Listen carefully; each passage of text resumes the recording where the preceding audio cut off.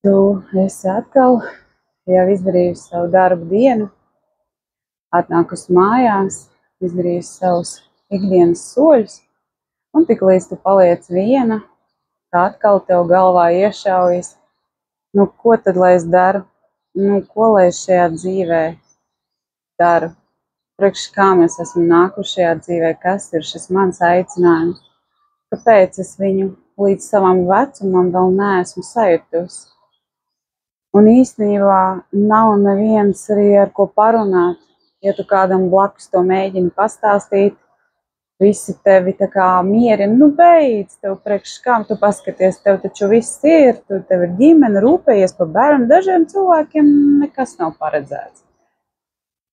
Jo tādi cilvēki ir ļoti daudz, un viņi jau ir samierinājušies ar to. Bet, protams, ka viņi arī par to ir domājuši un arī to ir pārdzīvojuši.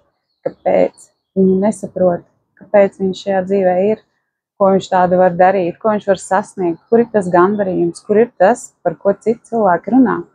Viņiem tas nāk viegli, kāpēc tev nenāk viegli. Un katru reizi, kad tu paliec viena, šīs domas atgriežas. Nākošā rītā tu celies uz darbu, ej uz darbu, un es aizmirsus jau visu šīs domas un nolikus tās maliņā, gan jau, varbūt nākošgad. Un tā paiet laiks, gads no gada, un izmaiņas nav nekādas. Tu sāc sev domāt un iestāstīt, jāaiziet pie kāda astrologa, pie kāda numerologa, pie kādas zilnieces, pie kādas taro licējas. Un visu, ko tu uzzini pie viņām, tu jau to arī zini. Tavā vārdā, tavā dzimšanas gadā ir paslēpts 5 enerģijas, tu stipri tādu paliec, vārprāts, kāds man spēks iekšā, es varu visu, ko es gribu, aizēju mājās, un nākošajā rītā tu esi jau to aizmirsus, jo atkal eju uz to pašu darbu, un izmaiņas nav nekādas. Kāpēc?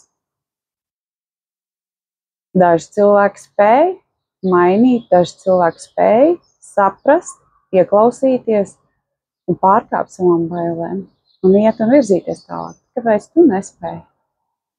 Kā tev liekas, kas tevi traucē? Tās ir bailes. Protams, ka tās ir bailes. Bailes izpausties. Tas nāca no ģimenes ģimenē, tas nāca no senčiem. Mums taču ir bijuši tik daudz notikumu vēsturē, kur tu nedrīkstēji izpausties. Tev bija jābūt klusiņam, tev bija jāsēž vienkārši, lai tevi neviens neredz un Dieva dēļ vispār nerunā. Tas bija dzīvības un nāves jautājums. Bet atšķirība ir tā, ka tā bija toreiz. Un viņiem, pirms tika izsūtīti uz Sibīriju, viņiem tas viss bija šausmīgi bīstami. Mums Sibīrija nedraud. Mums tagad Sibīrija nedraud. Bet tev tas zemapziņā ir ieprogrammēts tik dziļi, kad ir bail pārkāpt tam pāri. Jo tā ir mūsu senču pieredze, kuru arī tu paņem sev līdzi, gribi vai negribi. Tas iet no paudzes paudzē. Tev to māca. Tev vecmāmiņa teica, kuš, esi klusāks, nedzied tik skaļi, nerunā tik skaļi. Paskaties, kā tu uzvedies, ko kaimiņi padomās, ko citi padomās. Esi klusāks. Un tā tev arī ērti audzināja. Tā mūs visus ērti audzināja. Bet ko es tev gribu pastāstīt? Tev ļoti jāpadomā par to, kas tev traucē šos mērķus un sapņus, ja tāda vispār ir, sasniegt, kas tur apakšā slēpjas. Gabors Matē, piemēram, savā grāmatā Myth of Normal ir ļoti vienkārši un forši pastāstījis tādu lietu, kā veidojas trauma. Tad, kad tu esi mazs bērniņš, šis te notikums, šī te trauma, tu kā mazs bērns nespēji reaģēt kā pieaudzis. Tātad mūsu reptīļu smadzenes kaut kādā momentā, kas ir bīstams, pieprasa bēgt, cīnīties vai sastingt. Un visu, ko bērniņš izdara, viņš sastingst.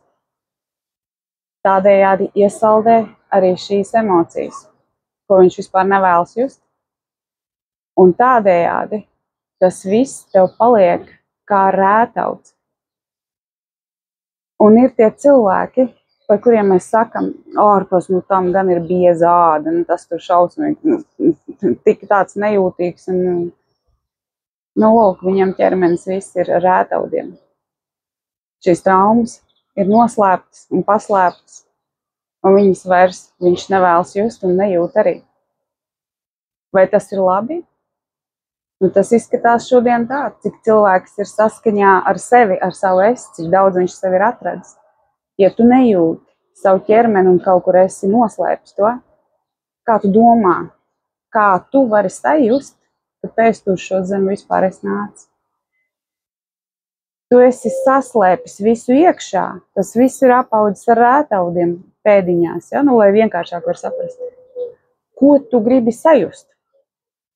Sapņus, vēlmes, savu ceļu, tas viss guļ tur apakšā, zem šiem rētaudiem, zem šīs biezās ādas. Bet man ir arī labas ziņas. Tu vari to izmainīt. Šos rētaudus var izstrādāt. Viņus var pacelt apziņā, no zemapziņas saprast un izstrādāt, kā tas viss radies. Jo trauma nerodas no kā no šī notikuma, kā no tā, kas nenotika. Ar tevi nebija neviens. Tev nemācīja izdzīvot šīs emocijas. Tev nebija kam to pastāstīt. Tu viens pats to visu pārdzīvoji un nezināji, kā to visu pārdzīvot. Un tev nebija šī atbalsta un šīs mīlestības, kas bija nepieciešams tev visvairāk tajā brīdī. Un tā ir trauma. Un šajā grāmatā, ja kāds vēlas, var palasīt, ļoti interesanti ir, kam, protams, tādas lietas interesē. Tur viss ir aprakstīts. Gabors Matē ir brīnišķīgs cilvēks, un viņš par šīm lietām zina visu. Paldies, kas klausījās līdz galam. Šoreiz bija gari, bet es ļoti ceru, ka jums noderīgi.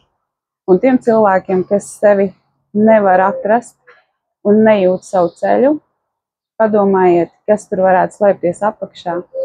Un sāciet strādāt ar sevi. Tev visu var mainīt, un var aizšauties kā raķeti, un zināt visu, ko tu gribi zināt, un darīt visu, ko tu gribi darīt.